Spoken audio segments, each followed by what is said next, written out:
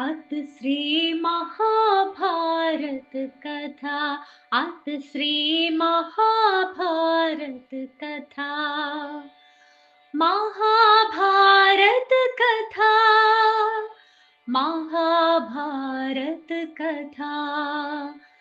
कथा है पुरुषार्थ की, स्वार्थ की, परमार्थ की, सार्थ की, जिसकी बनी श्री कृष्ण भारत पार्थ की। शब्द दिग्घोषित हुआ जब सत्य साधक सर्वथा, शब्द दिग्घोषित हुआ।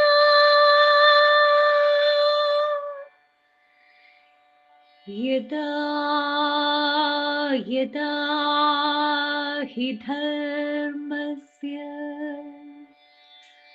ग्लानिर्भवति भारत,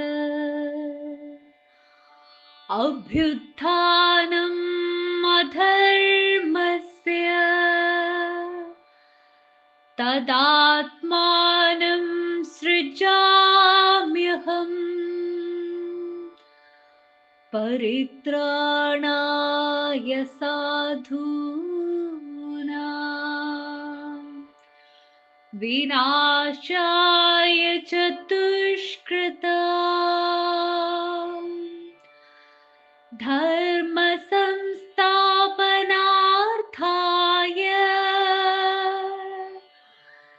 संभवामि युगे युगे।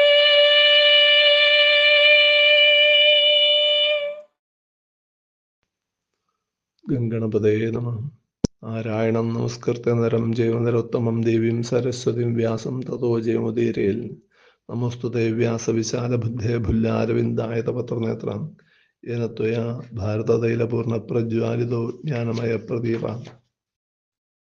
എല്ലാവർക്കും നമസ്കാരം. ഗാന്ധർവ വിവാഹം എന്ന ഭാഗമാണ് നാം നോക്കേണ്ടത്. അങ്ങനെ ദുഷ്യന്തൻ കണ്വാശ്രമത്തിൽ എത്തി ശകുന്തളയെ കണ്ട് സംസാരിച്ച് ശകുന്തളയുടെ ഉൽപ്പത്തിയെപ്പറ്റി പറഞ്ഞു കേട്ടപ്പോൾ, ഇത് രാജപുത്രിയാണ്, വിശ്വാമിത്രൻ രാജാവായിരുന്നല്ലോ മുമ്പ്, അപ്പോൾ വിശ്വാമിത്രന്റെ മകൾ അപ്പോൾ രാജപുത്രി തന്നെയാണ്, തനിക്ക് അനുകൂലയാണ് എന്ന് മനസ്സിലാക്കി അദ്ദേഹം പരവശനായി തീർന്നു. എന്നിട്ട് അവളോട് വിവാഹാഭ്യർത്ഥന പറഞ്ഞു. 8 തരം വിവാഹമാണ് ഉള്ളത് എന്നാണ് മനുസ്മൃതി മുതലായിട്ടുള്ളതിലൊക്കെ പറയുന്നത്. അതിൽ രാജാക്കന്മാർക്ക് യോഗ്യമായിട്ടുള്ളത് ഗാന്ധർവ വിവാഹവും അപ്പോൾ തന്നെ രാക്ഷസ വിവാഹവുമാണ്. എന്താണ് അതൊക്കെ നമുക്കൊന്ന് ചെറുതായി നോക്കാം. 8 തരം വിവാഹവിധികളാണ് നമ്മുടെ ധർമ്മങ്ങളിൽ പറയുന്നത്. പുരാണങ്ങളിലൊക്കെ ബ്രാഹ്മം എന്ന് പറഞ്ഞാൽ വരന്റെ കുടുംബത്തിന് ഒരു സമ്മാനം എന്നുള്ള മട്ടിൽ വധുവിന്റെ കുടുംബക്കാർ കൊടുക്കുന്നതാണ് ബ്രാഹ്മ വിവാഹം. ദൈവം എന്ന് പറഞ്ഞു കഴിഞ്ഞാൽ ഒരു പുരോഹിതന്റെ വൃത്തി ചെയ്തു, അല്ലെങ്കിൽ ജീവൻ രക്ഷിക്കുക, അങ്ങനെയുള്ള മന്ത്രതന്ത്രാദികളെ കൊണ്ടൊക്കെ ഒരാള് ഒരു കുടുംബത്തിനെ രക്ഷിക്കുക അല്ലെങ്കിൽ ജീവൻ രക്ഷിക്കുക ചെയ്തു കഴിഞ്ഞാൽ ഒരു ദക്ഷിണ മാതിരി മകളെ വധുവായിട്ട് കൊടുക്കുന്നതാണ് ദൈവം. ആർഷം ഋഷിമാരുമായിട്ട് ബന്ധപ്പെട്ടതെന്ന് പറഞ്ഞു കഴിഞ്ഞാൽ അതൊരു വരന്റെ കുടുംബം പശു അല്ലെങ്കിൽ കാള അതിനൊക്കെ വധുവിന്റെ കുടുംബത്തിന് നൽകി അതിന് പകരം വധുവിനെ സ്വീകരിക്കും. അതാണ് ആർഷം. പ്രജാപതി സന്താനം ഉണ്ടാവാൻ വേണ്ടി വരന് കൊടുക്കും. സ്ത്രീധനം ഒഴിവാക്കും, സ്ത്രീധനം കൊടുക്കൂല, സന്താനം മാത്രമാണ് കാര്യം. 5-ാമത്തെയാണ് ഗാന്ധർവ വിവാഹം, ലവ് മാരേജ് എന്നുള്ള മട്ടിലിന്. അതിൽ പരസ്പര അനുരാഗം ഉണ്ടായ അവർ ഉറപ്പിച്ച് വിവാഹം ചെയ്തു. അതിന് വിധി വേണമെങ്കിൽ ആവാം, വിവാഹവിധി നിർബന്ധമില്ല എന്നാണ്. ആസുരം വധുവിനെ ക്രയം ചെയ്ത് വാങ്ങിക്കണമായിട്ടാണ്. വരകുടുംബം പണം കൊടുത്ത് വധുവിനെ സ്വീകരിക്കുന്നു, അല്ലെങ്കിൽ എന്തെങ്കിലും കരാറ് വെച്ച് വധുവിനെ സ്വീകരിക്കുന്നു.